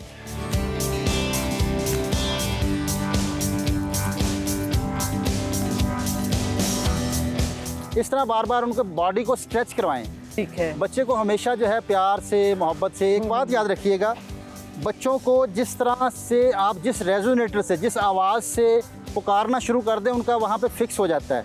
अगर आप बच्चे को डांटना शुरू कर दें तो वो हमेशा आपकी डांट के बात सुनेगा। आपको डांटना पड़ेगा। तो हमें ये खुद उनका आदी बनाना है, बच्चों आदी बनाना है। देखिए, एक याद रखिएगा बात कि बच्चा जो है वो एक स्कैनर लेके पैदा होता है, खाली होता है। वो जो देखता है वो बनना शुरू हो जाता है, वो बनना शुरू हो जाता है, उसकी रिकॉर्डिंग शुरू हो जाती है।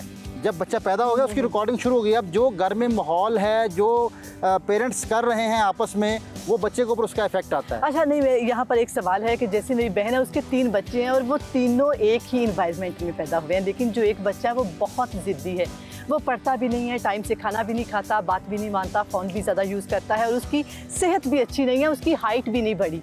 तो ये कैसे हम कह सकते हैं कि वो माहौल को देख के कैच करते हैं? देखिए बहन, बहुत सारी वजूहात मैंने कहा, सिर्फ एक वजह नहीं मैंने बताई। ठीक है। मैंने कहा कि इसमें वो लाजमी तौर पर उसकी खाने की कमी भी है, खुराक की कमी से भी ये चीज़ें हो जाती हैं। बच्चे को भूख नहीं लग रही, वो चिड़चिड़ापन उसके अंदर आएगा लाजमी। जो बच्चा खाना नहीं खाता वो चिड़चिड़ापन होगा, कमज़ोर, ये कमज़ोरी की निशानी है। अगर बच्चा चिड़चिड़ा है तो वो कमज़ोर है, उसके अंदर कमी है खाने की, विटामिन्स की कमी है, मिनरल्स की कमी है, वो पूरी की जाए। जो बच्चे भी चिड़चिड़े होते हैं उनको खुराक दी जाए, जब वो हेल्दी बॉडी हो जाएगी तो वो चिड़चिड़ा नहीं रहेगा। ठीक है। तो किसी तरीके से भूख लगने वाली चीज़ें उनको खिलाई जाएं जिससे भूख बढ़ती है। मिसाल के तौर पर फ्रूट्स खिलाए जाएं, ऐसे जैसे आजकल मेलन्स हैं, मेलन्स बच्चों को खिलाए जाएं, उससे भूख बढ़ती है। और ख़ासकर जो स्वीट मेलन है उससे आपके जो बच्चे को भूख लगती है। और साथ में जो है जैसे आजकल मैंगो आया है, मैंगो जो है आयरन है, इससे उसकी आयरन की कमी पूरी होगी तो उससे जो है वो चिड़चिड़ापन ख़त्म होगा। याद रखिएगा कि अगर आपका बच्चा चिड़चिड़ा है और वो बात नहीं मानता, वो खाना नहीं खाता, तो लाजमी तौर पर उसके अंदर खुराक की कमी है, उसकी खुराक की कमी को पूरा कीजिए। पहले ये बताइएगा कि जो बच्चों की हाइट नहीं बढ़ती है, क्या वो लोग किसी मेडिसिन के ज़रिए हाइट को बढ़ा सकते हैं? मेडिसिन के ज़रिए हाइट बढ़ तो जाएगी लेकिन उसके साइड इफ़ेक्ट बहुत ज़्यादा हैं। ठीक है, लेकिन बढ़ती है? बढ़ जाती है, लेकिन साइड इफ़ेक्ट्स हैं उसके हाइट इस तरह बढ़ाने के। आप कोई भी मेडिसिन लेते हैं तो उसके ऊपर लिखा होता है कि इसके साइड इफ़ेक्ट्स हैं। ठीक है, साइड इफ़ेक्ट्स तो होते हैं। देखिए ये केमिकल्स हैं, इंसान खुद केमिकल्स है, केमिकल्स का मरकब है। जब केमिकल्स के ऊपर केमिकल डाले जाएं तो उसका रिएक्शन हो सकता है, रिएक्शन हो सकता है। तो बड़ा सिंपल जो है वो आसान वे है बच्चों के आने के लिए कि उनके पैरों के पोर दबाएं, उनके बाजुओं को स्ट्रेच करवाएं। ठीक है, यूं इंटरलॉक करें और हाथों को ऊपर लेके जाएं, फुल स्ट्रेच करके अपने आप को खींचें ऊपर की तरफ, ऊपर खींचें और खींचें ताकि स्पाइन स्ट्रेच हो। ओके, जबरदस्त। तो stretching is the best solution for them. Muscles को स्ट्रेच करें, जितना ज़्यादा आप बॉडी को स्ट्रेच करेंगे आपकी हाइट बढ़ जाएगी। ठीक है, हाइट बढ़ना शुरू हो जाएगी। और मैं फिर बार बार कहूँगा कि बच्चों को प्रेशर में ना लेके आया करें, बच्चों के ऊपर प्रेशर ना दिया करें, किसी भी बात के ऊपर बच्चों को जोर ना दिया करें, ज़बरदस्ती ना किया करें। जब बच्चे के साथ ज़बरदस्ती की जाती है तो बच्चा टूट जाता है, फिर उसकी हाइट नहीं बढ़ती, फिर वो एक तो हाइट नहीं बढ़ती, दूसरा वो जिद्दी हो जाता है, जिस्मानी नशुनवानी। Thank you so much sir, अपना वक्त देने का बहुत शुक्रिया। और जैसे कि माएँ हमें देख रही हैं कि अपने बच्चों को प्रेशर में तो बिल्कुल ना लाएं। अगर आप चाहते हैं कि आपका बच्चा हेल्दी हो जाए और उसकी हाइट बढ़ जाए तो उससे स्ट्रेचिंग बहुत ज़्यादा करवाएं, जैसे 3 से 4 स्ट्रेचिंग बताएं हैं। और वो जो लटकने वाला कहा जाता है, शुरू से एक मिथ बनी हुई है कि बच्चों को लटकाया जाए, बल्कि उल्टा लटकाने से हाइट बढ़ती है, यूँ लटकाने से हाइट नहीं बढ़ती। उसके बाद यहाँ से दबाने से, फिर उसके बाद यूँ स्ट्रेचिंग करने से, जैसे कि अभी हमने आपको पोस्चर्स बताए हैं और ये पोस्चर्स किए जाएँ। तो ये आप योगा की टेक्निक्स करके अपने बच्चों को अपने मुताबिक बना सकते हैं। चलिए जी, ज़बरदस्त रिपोर्ट थी ये। नाज़रीन, बात करते हैं क्रिकेट के हवाले से। तो T20 वर्ल्ड कप में नाकिस कारकर्दगी के बाद चेयरमैन PCB ने मेजर सर्जरी शुरू कर दी है। सिलेक्शन कमेटी से वहाब रियाज और अब्दुल रज़ाक को हटाने के बाद टीम के मैनेजर मंसूर राना को भी घर भेज दिया गया है। सर्जरी का अमल कहाँ तक जाएगा, मजीद कौन कौन इसकी जद में आएगा, इस हवाले से मुख्तलिफ अफवाहें और कयासराइयाँ जारी हैं। जबकि दूसरी जानिब चैंपियंस ट्रॉफी के हवाले से भारतीय मीडिया ये खबरें दे रहा है कि जी इंडियन टीम चैंपियन ट्रॉफी के लिए पाकिस्तान नहीं आएगी। और ये दावा किया जा रहा है कि चैंपियंस ट्रॉफी के कुछ मैचेस हाइब्रिड मॉडल पर यानी कि मुत्तहिदा अरब अमारात या श्रीलंका में होंगे। मगर ICC चैंपियंस ट्रॉफी का शेड्यूल शेयर कर चुका है, जिसके मुताबिक भारत के तमाम मैचेस लाहौर के कजाफी स्टेडियम में रखे गए हैं। और उधर वर्ल्ड चैंपियनशिप ऑफ लेजेंड्स के सेमीफाइनल्स होने जा रहे हैं। तो पहले सेमीफाइनल में कौमी लेजेंड्स वेस्ट इंडीज चैंपियन से टकराएंगे, जबकि दूसरा सेमीफाइनल ऑस्ट्रेलिया और भारत के दरमियान खेला जाएगा। इस तमाम तरह सूरत हाल पर बात करेंगे। स्पोर्ट्स एनालिस्ट हमारे साथ मौजूद हैं मिर्ज़ा इकबाल बेग साहब। मिर्ज़ा साहब, आपको वेलकम कहते हैं। ICC चैंपियन ट्रॉफी का शेड्यूल जारी कर चुका है, जिसमें भारत जो है लाहौर आकर खेल रहा है, लेकिन भारतीय मीडिया कुछ और ही बातें कर रहे हैं। भारतीय मीडिया का ये मौक़िफ़ है कि भारतीय टीम पाकिस्तान नहीं जाएगी, तो क्या फिर से फेवरेटिज्म होगा? देखिए, अभी तक ICC ने शेड्यूल जारी नहीं किया है। पाकिस्तान क्रिकेट बोर्ड ने शेड्यूल बनाकर 19 फरवरी से 9 मार्च तक का शेड्यूल ICC को भेज दिया है और इसमें पाकिस्तान के अलावा 7 और ममालिक भी हिस्सा ले रहे हैं। तो उनसे कंसल्टेशन के बाद, मशवरे के बाद ICC हतमी शेड्यूल जारी करेगा। लेकिन भारतीय मीडिया ने अपनी वही हठधर्मी का मुजाहरा शुरू कर दिया है। उन्होंने ज़राए से, सोर्सेज से, भारतीय क्रिकेट बोर्ड की जानिब से तो कोई ऑफिशियल अनाउंसमेंट नहीं आया, लेकिन उन्होंने सोर्सेज से कह दिया कि गवर्नमेंट अलाउ नहीं करेगी और इसलिए भारतीय क्रिकेट बोर्ड ICC को ये तजवीज़ देने जा रहा है कि इसको हाइब्रिड मॉडल पे कराया जाए। इसके मैचेस, भारत के मैचेस, जिस तरह एशिया कप का था कि भारत के मैचेस या तो दुबई में कराए जाए या फिर श्रीलंका में कराया जाए। तो अब देखें पाकिस्तान क्रिकेट बोर्ड क्या मौक़िफ़ इख्तियार करता है। पाकिस्तान क्रिकेट बोर्ड की तरफ से ये भी कहा जा रहा है कि अगर भारत नहीं आता पाकिस्तान, तो भारत को निकाल कर उसकी जगह आईसीसी से दरखास्त की जाए कि श्रीलंका को शामिल कर लिया जाए, क्योंकि श्रीलंका उन 8 टीमों में नहीं है जो कि हिस्सा ले रही हैं, उन 8 टीमों में श्रीलंका नहीं है। तो अब ये ऊंट किस करवट बैठता है देखना होगा। पाकिस्तान क्रिकेट बोर्ड अगर फॉर्म नोटिस लेगा तो यकीनी तौर पर बात कुछ बनेगी। मिर्जा साहब, अब ये तो वाज़ेह है कि भारत क्रिकेट को पॉलिटिसाइज कर रहा है और आईसीसी पे भी असर और रसूख है भारत का, लेकिन क्या मकासद हासिल होते हैं सर अगर बाकी टीम्स आ जाए खेलने के लिए, सिर्फ भारत पाकिस्तान नहीं आ रहा? देखिए अजीम, भारत को जो है ना अपने उस पे रेवेन्यू पे बड़ा घुमंड है, बड़ा फख्र है कि भाई हमारा सबसे ज्यादा रेवेन्यू भारतीय क्रिकेट बोर्ड जनरेट करता है और पैसे भी आईसीसी को देता है। आपको याद होगा रमीज राजा साहब ने कुछ अर्से पहले एक बयान दिया कि मोदी चाहे तो भारतीय cricket board Pakistan cricket board को खरीद सकता है। ऐसे कोई थोड़ी मुमकिन है कि भारतीय क्रिकेट बोर्ड खरीद सकता है। पाकिस्तान क्रिकेट बोर्ड 1948 में फॉर्म हुआ था, BCCP, board of control for cricket in Pakistan. बहरहाल उन्हें अपने पैसे पर बड़ा नाज है, बड़ा घुमंड है, क्योंकि जो मेजर स्पॉन्सर्स हैं अजीम वो सारे के सारे भारत के, और वो मेजर स्पॉन्सर्स बड़े बड़े आईसीसी इवेंट्स में वही स्पॉन्सर करते हैं। लेकिन ऐसा होना नहीं चाहिए। आईसीसी भारत के इन्फ्लुएंस में है। जो ग्रेगरी बार्कले है आईसीसी का चेयरमैन, जिसका ताल्लुक न्यूजीलैंड से, वो भी इंक्लाइंड है भारत की तरफ। तो देखते हैं अब आईसीसी में क्या होता है। अफगानिस्तान उन्हें सपोर्ट करता है, बांग्लादेश उन्हें सपोर्ट करता है, श्रीलंका शायद करे ना करे, अफगानिस्तान की सपोर्ट तो उनके साथ होती है हमेशा। मिर्जा साहब, हम अगर मेजर सर्जरी की बात करें तो 3 अहम लोगों को घर भेज दिया गया है। मजीद सर्जरी की जद में कौन कौन आता हुआ दिखाई दे रहा है आपको? टीम में कौन सा प्लेयर ऐसा है कि जिसकी छुट्टी हो सकती है? ठीक है, मैं भूल गया था। चेयरमानो, मसला ये है कि अभी तो इन्होंने सिर्फ 3 लोग जो हैं वो फारिग किए हैं, लेकिन अब जो एक लॉबी जो है वो बातें कर रही है शाहीन शाह आफरीदी पर, क्योंकि एजेंट्स प्लेयर्स ने रखे हुए हैं। आप देखें बाबर आजम की खामोशी बड़ी पुरस्कार है, वो कुछ नहीं बोले, लेकिन एक लॉबी ने ये उड़ाना शुरू कर दिया कि जी शाहीन शाह आफरीदी इनडिसिप्लिन थे और शायद उन पर 1 साल की पाबंदी आयद कर दी जाए। कौन करेगा?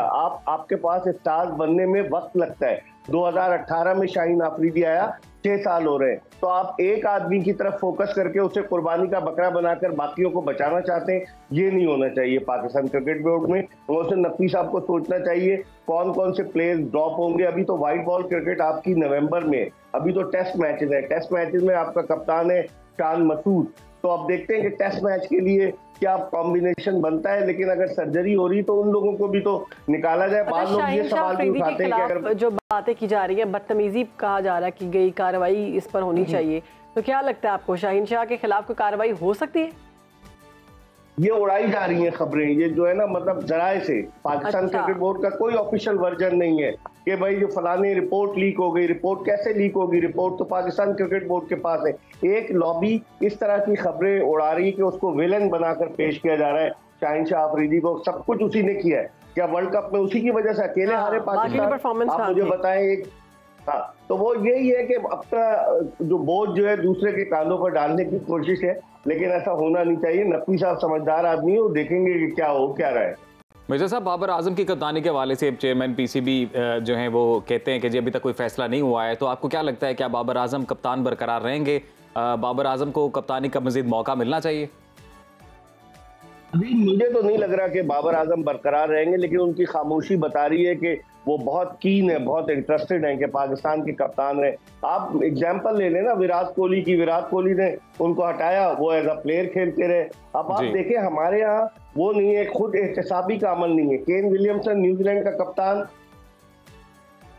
उसकी टीम सुपर 8 में नहीं, उसने कप्तानी छोड़ दी। श्रीलंका का कप्तान हसारंगा, उसकी टीम सुपर 8 में नहीं पहुंची, उसने कप्तानी छोड़ दी, कोच भी चला गया। हमारे यहाँ चिपके रहने का एक कॉन्सेप्ट है, समझ में नहीं आता। आप इतने बड़े प्लेयर हैं, बाबर आजम नो डाउट इस वक्त दुनिया का बेहतरीन प्लेयर है, तो बजाय इसके कि वो कप्तानी के लिए खामोश है, अपनी बैटिंग पर कंसंट्रेट करे ना, कि जिसकी वजह से उसकी शनाख्त है।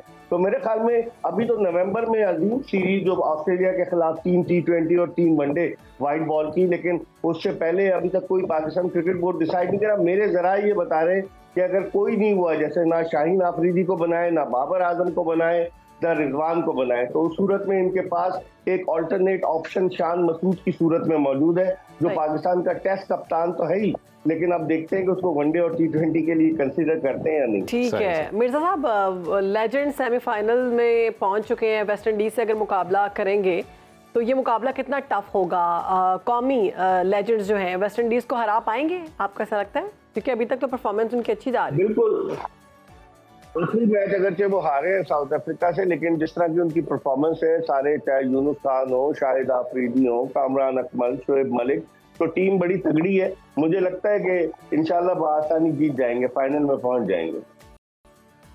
अच्छा मिर्ज़ा साहब, बहुत शुक्रिया मिर्ज़ा इकबाल साहब, आपके वक्त का, आपने सुनो पाकिस्तान को वक्त दिया और इस वक्त क्रिकेट से रिलेटेड ओवरऑल जितनी भी डेवलपमेंट है उससे मुतल्लिक आपने इन डिटेल अपना एक तजिया पेश किया जी। तो अब हम बढ़ रहे हैं अपने फेवरेट सेगमेंट की जानिब, जो है सुनो हमारी जान है पाकिस्तान। पाकिस्तान की खूबसूरती हम इसमें बयान करते हैं। तो खूबसूरती का जिक्र हो तो खैबर पख्तूनख्वा के ज़िला दीर बाला में वाक़या वादी कुमराट का जिक्र ना हो, ये कैसे हो सकता है। अपने कुदरती खूबसूरती और दिलकश मनासिर की वजह से मशहूर वादी कुमराट बुलंदो बाला पहाड़ों, घने जंगलात और शफाफ नदियों का मजमूआ है। बहते पानियों की सरगोशियों और हरे भरे दरख्तों की छाँव और पहाड़ों की बुलंदियों इस वादी को जन्नत नज़ीर कहा जाता है और ये मज़ीद बनाती हैं।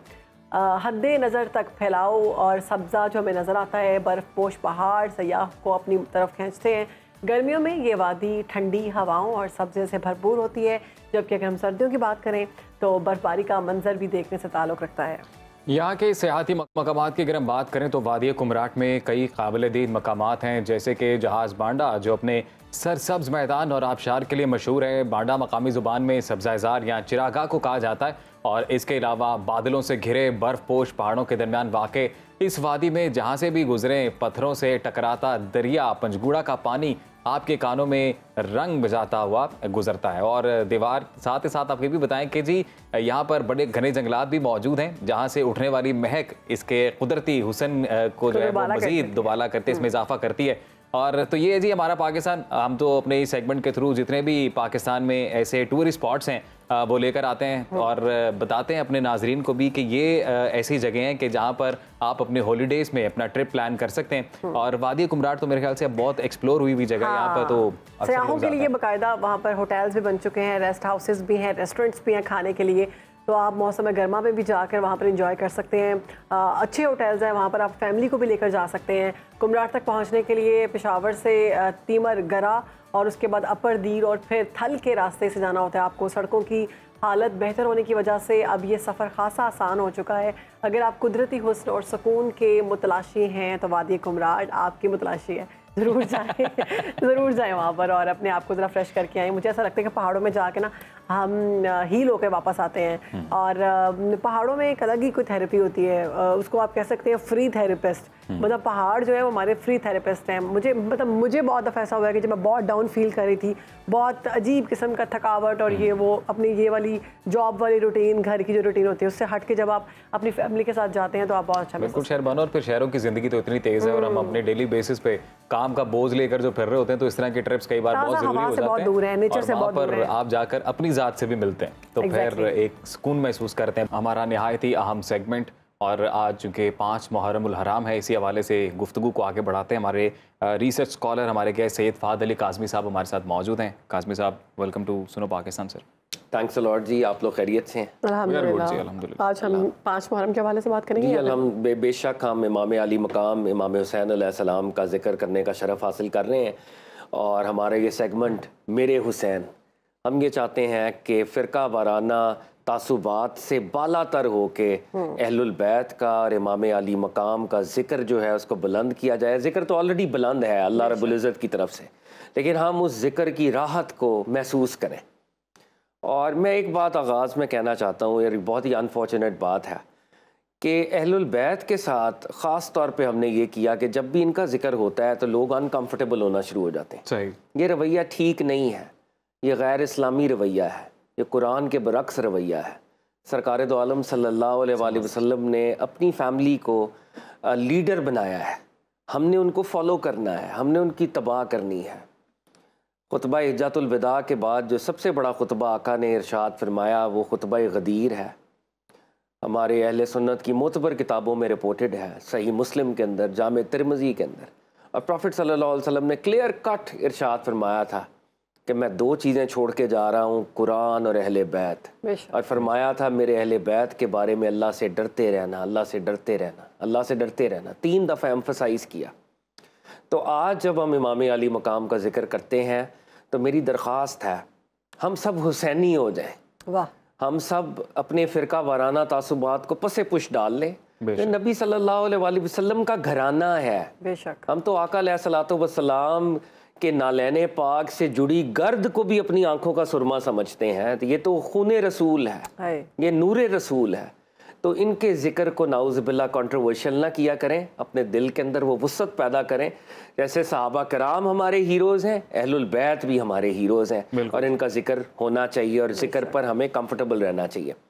एक हदीस पाक बरकत के लिए दिल करता है कि वो भी क्विकली मैं आपसे शेयर करूँ। हज़रत हुज़ैफ़ा बिन अल यमान सहाबी रसूल, बहुत बड़ा दर्जा। आप वो हस्ती हैं कि इनको राज़दारे रसूल कहा जाता है। इनको प्रॉफिट सल्लल्लाहु अलैहि वसल्लम ने मुनाफिकीन के नाम बताए थे और वो राज था जो प्रॉफिट सल्लल्लाहु अलैहि वसल्लम ने इनको दिया। बहुत ही जलीलुल कदर सहाबी, इराक़ में आप मदफून हैं, और इनकी तदफीन से रिलेटेड भी एक मॉडर्न मिरेकल का वाक़या 1932 में हुआ। वो लंबी बात है, वो फिर कभी करेंगे। तो cut the long story short, आपकी वालदा ने आपको ये हुक्म दिया कि देहात में रहते थे मदीने के नवाह में, कि तुम बड़े दिन हो गए हैं मस्जिद नबवी नहीं गए, आका अलैहिस्सलातु वस्सलाम के पीछे नमाज तुमने अदा नहीं की, तो जाओ और आका के पीछे नमाज भी अदा करो और मेरे लिए आका से अर्ज़ करो कि मेरी वालदा के लिए दुआ करें। हज़रत हुज़ैफ़ा बिन अल यमान जो हैं वो प्रॉफिट सल्लल्लाहु अलैहि वसल्लम से मुलाकात के लिए मदीना हाज़िर होते हैं, मगरिब अदा करते हैं। आका अलैहिस्सलातु वस्सलाम मगरिब पढ़ाते हैं, सहाबा पढ़ते हैं, उसके बाद आका अपने नवाफिल में मशगूल हो जाते हैं। तो अभी कॉन्वर्जेशन नहीं होती, डायलॉग नहीं होता, ये वेट करते हैं। आका अलैहिस्सलातु वस्सलाम इशा पढ़ाते हैं और फिर ये इशा पढ़ते हैं। इशा के बाद जब आका अलैहिस्सलातु वस्सलाम अपने हुजरे की जानिब रवां दवां हैं, तो अब इन्होंने वो मुलाकात नहीं हो सकी, तो ये पीछे तेज़ी से चलते हैं। तो आका अलैहिस्सलातु वस्सलाम आगे तशरीफ़ लेके जा रहे हैं, हुज़ैफ़ा पीछे हैं। तो आका फरमाते हैं कौन, और फिर कहते हैं हुज़ैफ़ा, यानी आका अलैहिस्सलातु वस्सलाम को ऑलरेडी पता है। तो कहा जी नाम या रसूल अल्लाह, मैं हुज़ैफ़ा। तो आका फरमाते हैं अल्लाह रब्बुल इज़्ज़त तुम पर और तुम्हारी माँ पर अपना फजल करे। सुभान अल्लाह। अभी पूछना था, कहना था, आका पहले ही उनको ये दुआ अता करते हैं और फिर कहते हैं हुज़ैफ़ा, अभी अभी एक फरिश्ता जो कि आसमान दुनिया में सबसे पहली दफ़ा हाजिर हुआ है, वो ये ख़बर लेके आया है, वो ये बशारत लेके आया है कि या रसूल अल्लाह सल्लल्लाहु अलैहि वसल्लम, आपकी बेटी सैयदा फ़ातिमा तैयबा ताहिरा सलामुल्लाह ताला अलैहा, वो तमाम मोमिनीन ख़वातीन की और जन्नत की ख़वातीन की सरदार है, और आपके बच्चे, आपके नवासे हसन और हुसैन, वो जवानाने जन्नत के सरदार हैं। बेशक, यानी ये वो जिक्र है जिसको फरिश्ते लेके आते हैं, सहाबा को मुंतकिल किया जाता है और फिर सहाबा आगे बयान करते हैं। तो अहलुल बैत का जिक्र सहाबा की सुन्नत है, राज़दारे रसूल हुज़ैफ़ा बिन अल यमान की सुन्नत है, और सबसे बढ़कर सरकार दो आलम की सुन्नत है। बेशक। तो हम लास्ट टाइम कॉन्वर्जेशन कर रहे थे कि सरकार इमाम आली मकाम सैयदुश शुहदा मदीना तैयबा से आप मक्का की तरफ रवाना हुए, और आपने वहाँ पर ये नारा और ये स्लोगन बुलंद कर दिया कि मुझ जैसा उस जैसे की कभी बैत नहीं करेगा। और आप मक्कातुल मुकर्रमा में आए, और मक्कातुल मुकर्रमा के अंदर आपको कूफा की तरफ से लेटर्स रिसीव हुए, और वो लेटर्स के लिखने वालों ने, वो कूफा के लोग थे, उन्होंने कहा कि फर्जंदे रसूल, हम यजीद की बैत नहीं कर रहे, हम यजीद के गवर्नर के पीछे नमाज अदा नहीं करते, आप तशरीफ़ लाएं और आप हमें लीड करें। और उनकी लैंग्वेज उन खतूत की ऐसी थी, वो हिस्ट्री के अंदर रिपोर्टेड है, बाज़ खतूत ऐसे थे कि हज़रत अगर आपने आज हमें लीड ना किया, आपने आज हम आपके नाना की उम्मत की इस्लाह ना की, तो क़यामत के दिन हम आपसे सवाल करेंगे, हम गिरफ्त करेंगे। यानी वहाँ पर एक स्पिरिचुअल इमोशनल ब्लैकमेल भी किया जा रहा था। तो इमाम आली मकाम के पास जब ये लेटर्स आ रहे थे, और जैसे कि लास्ट टाइम मैंने आपसे शेयर किया कि बज़ाहिर ये मामला पॉलिटिकल है, एक्सटर्नली खिलाफत राशिदा का रिवाइवल की एक आखिरी कोशिश है, मगर ये असल में मामला स्पिरिचुअल भी है। और सरकार दो आलम सल्लल्लाहु अलैहि वसल्लम की जो ज़ियारत हुई, मैंने तारीख तबरी से आपको वो रिवायत भी पेश की कि इमाम आली मकाम को प्रॉफिट ने इंस्ट्रक्ट किया था, तो उन्होंने इन एनी केस लेटर्स आते या ना आते, उन्होंने इराक़ की तरफ जाना था, इराक़ उनकी मंजिल थी और वो वहाँ पे ट्रैवल करते। मगर दुनियावी तौर पे लेटर्स एक कैटलिस्ट बने कि इमाम आली मकाम ने ये सोचना शुरू किया कि उनको मक्का छोड़ना चाहिए। आपने उनके क्लेम्स को इन्वेस्टिगेट करवाने के लिए अपने कज़न, फर्स्ट कज़न हज़रत अकील, जो कि हज़रत अली उल मुर्तज़ा के बड़े भाई हैं, उनके बेटे मुस्लिम इब्न अकील को अपना एम्बेसडर बनाकर भेजा और वो एक सफ़ीर बनकर वो कूफा गए। कूफा जो है, इधर आपको एक डुअलिटी हमेशा से नज़र आती है। कूफा मौला मुर्तज़ा का कैपिटल था, मौला मुर्तज़ा ने यहाँ पे इसको अपना दारुल हुकूमत बनाया था। तो यहाँ पर अहले बैत का नाम लेवा लोग भी मौजूद थे जो अहले बैत से मोहब्बत करते थे, मगर ये वक्त मुकर्ररा के ऊपर दगा भी देता था, धोखा भी देता था। यानी ज़बान से तो वो अहलुल बैत का एट टाइम्स नाम लेता था, और वो जो अमली तौर में मुनाफ़क़त है, और आजकल हम सब भी कूफ़ी हैं। इमाम ज़ैनुल आबिदीन ने भी शहादत के बाद, आपका ये मशहूर फ़िक्र है, आपने कहा कि मुझे सबसे ज़्यादा दुख कूफा और शाम की खामोशी ने पहुँचाया। शहादतों ने इतना मुझे दुख नहीं पहुँचाया जितना इन लोगों की खामोशी ने पहुँचाया। तो कूफा बहरहाल एक डुअलिटी, एक मुनाफ़क़त वाला एक वो मामला भी वहाँ पे था। तो cut the long story short, Muslim Ibne Aqil Kufa गए। कूफा के लोगों ने हाथों हाथ उनकी बैत कर ली, और इमाम अली मकाम का वो जो एक रेवोल्यूशन आ रहा था वो उसके साथ हो गए कि हम इमाम अली मकाम के साथ हैं। यजीद ने इन द मीन टाइम अपने गवर्नर को तब्दील किया और वहाँ पे उबैदुल्लाह इब्ने ज़ियाद को गवर्नर बना के भेजा।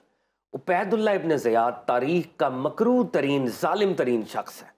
इसके जुल्म के ऊपर हम एक अलहदा से पूरी सीरीज़ कर सकते हैं। इंतहा का जालिम आदमी, इसको गवर्नर बना के कूफा में भेजा गया।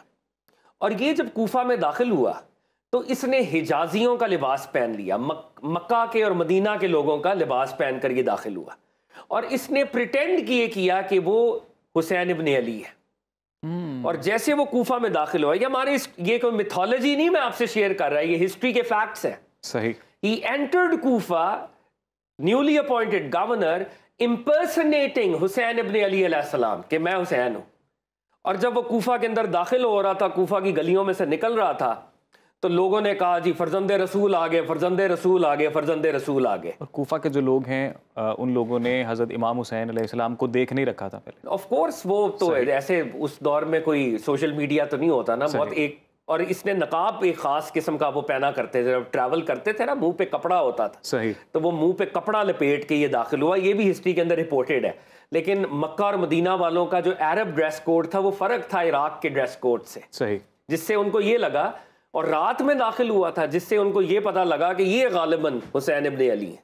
अब ये करते करते दारुल अमारा में पहुंचा है, लेकिन इसको सख्त गुस्सा है कि यजीद की गवर्नमेंट तो यहाँ पे वीक हो रही है और ये तो हुसैन हुसैन के यहाँ पे नारे लग रहे हैं। इसने वहाँ पर सारे चीफ्स को जमा किया, कूफा के जो क्लैंस थे उसको इसने धमकाया और कहा कि अगर तुम लोग, और मुझे ये भी पता चला है कि मुस्लिम इब्ने अकील यहाँ पे आए हुए हैं जो हुसैन इब्ने अली के नाम पर बैत कर रहे हैं और बैत ले रहे हैं, तो फौरी तौर पे हुसैन इब्ने अली का ये जो सफ़ीर है इसको भी मेरी तरफ हाजिर किया जाए। अब वो सारे चीफ्स को ले आए और चीफ्स को जो है वो दारुल अमारा गवर्नर हाउस की छत पे तैनात किया, पीछे उनके तलवारें थी। अब वो चीफ्स ऐलान कर रहे हैं कि जी फितने से बचना चाहिए, गवर्नर साहब आ गए हैं, इनकी सपोर्ट करनी चाहिए, so on and so fourth. और फिर हानी बिन उर्वा जो कि हज़रत मुस्लिम इब्ने अकील के सपोर्टर थे, जिन्होंने उनको हाउस किया हुआ था, सीक्रेटली छुपाया हुआ था, उनको गिरफ्तार किया गया, हानी बिन उर्वा रज़ी अल्लाह तआला अन्हु को। और ये वो वक्त था कि मुस्लिम इब्ने अकील फिर मंजर आम पे आए, और मुस्लिम इब्ने अकील ने एक सीक्रेट कोड वर्ड वहाँ पे रखा हुआ था कि जब हम बाहर निकलेंगे तो हम ये कहेंगे या मंसूर उम्मा, यानी अब टाइम आ गया है कि उम्मत की मदद करने के लिए हम बाहर मंसूर हैं उम्मत के हम, और हम बाहर निकलेंगे और फिर गवर्नर को हम टॉपल करेंगे। अब ये 4000 लोग बाहर निकले हैं, ये नारा लगा रहे हैं या मंसूर उम्मा, और ये एग्जिस्टिंग गवर्नर को हो सकता है गिरफ्तार कर लें, और कूफा में इमाम हुसैन की गवर्नमेंट या एक वो रेवोल्यूशन आता। अब ये 4000 लोग हैं, ऊपर से वो चीफ्स जो गिरफ्तार हैं वो वहां पे कह रहे हैं जी आप घरों को चले जाएं। फिर खवातीन निकल आई, उन्होंने कहा यार मुस्लिम इब्ने अकील के इतने सपोर्टर्स हैं, तो तुम तो साइड पे आ जाओ ना, बाकी लोग ये जिहाद करते रहेंगे। हजरत मुस्लिम इब्ने अकील आगे बढ़ रहे हैं, वो 4000 से 1000, 1000 से 300, 300 से 40 और 40 से मुस्लिम इब्ने अकील अकेले रह गए। ये वो कूफा का धोखा था, डिसेप्शन थी कि उन्होंने नाम तो लिया इमाम अली मकाम का, लेकिन जब वक्त आया जिहाद का उस वक्त साथ नहीं दिया। अल्टीमेटली हुसैन इब्ने अली के इस सफ़ीर को मुस्लिम इब्ने अकील को गिरफ्तार किया गया।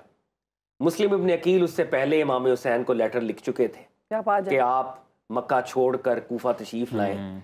वो लेटर लिखा जा चुका था, और जब वो लेटर इमाम हुसैन को पहुंचा, इमाम हुसैन मक्का को छोड़ रहे थे। और इन द मीन टाइम हज़रत मुस्लिम इब्न अकील को अजियतें देकर शहीद कर दिया गया। अब ये वो हिस्ट्री का क्रिटिकल जंक्चर है।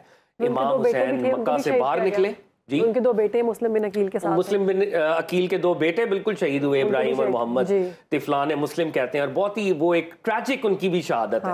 मैं उस ट्रेजेडी को अभी मैंने इनफैक्ट मुस्लिम इब्न अकील की ट्रेजेडी भी किस तरह उन्हें शहीद किया गया, it's a very sad and tragic episode. लेकिन मैं जो वाकया जिसको क्विकली आगे लेके चलना चाहता हूँ, इमाम हुसैन जब मक्का से निकल रहे थे, मक्का से क्यों निकले?